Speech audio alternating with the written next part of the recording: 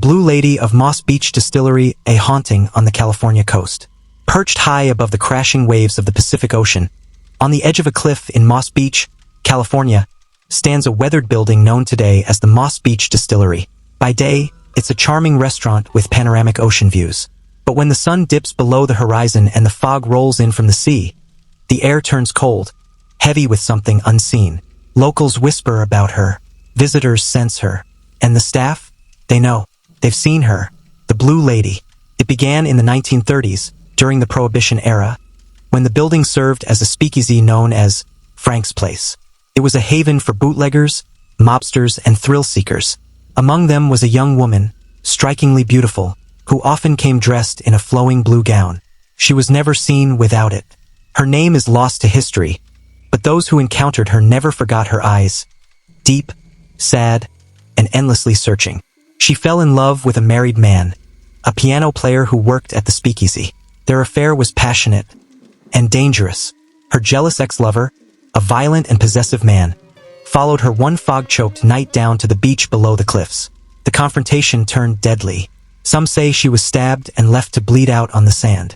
Others insist she was pushed off the cliffs, her scream swallowed by the roaring surf. Her body was found hours later, her blue dress soaked in blood and seawater. Since then, strange things have happened at Moss Beach Distillery. Guests report feeling icy fingers brushing their shoulders, only to turn and find no one there. Glasses fly off shelves without warning. Doors slam shut against no breeze. Lights flicker when the fog thickens. Some have seen her reflection in mirrors. Standing behind them, her lips parted in a silent scream. One waitress quit on the spot after witnessing a woman in a blue dress glide past the bar and disappear into the kitchen wall. Security cameras have captured blurry images of a translucent figure drifting down the hallway in the middle of the night. She never makes a sound, but her presence is undeniable. Children are the most sensitive. They speak of the sad lady in blue, who stands at the top of the stairs or watches them from the windows. One boy refused to enter the restaurant, crying that her mouth was full of blood. But the most chilling incident happened to a couple dining late one evening. The woman excused herself to the restroom. Minutes later, she came back pale and shaking. "She was in the mirror," she whispered. "She looked like me, but her eyes were black, and she smiled like she knew something horrible." Later that night, their car wouldn't start. As they waited for a tow truck, the woman glanced toward the restaurant. In the upstairs window, she saw the Blue Lady watching them.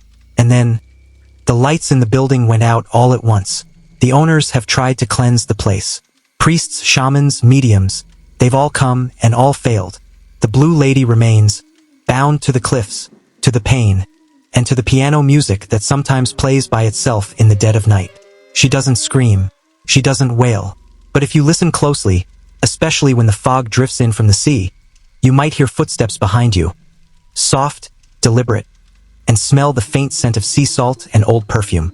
Just don't look into the mirror, because she might be standing behind you, still dressed in blue, still bleeding, still waiting.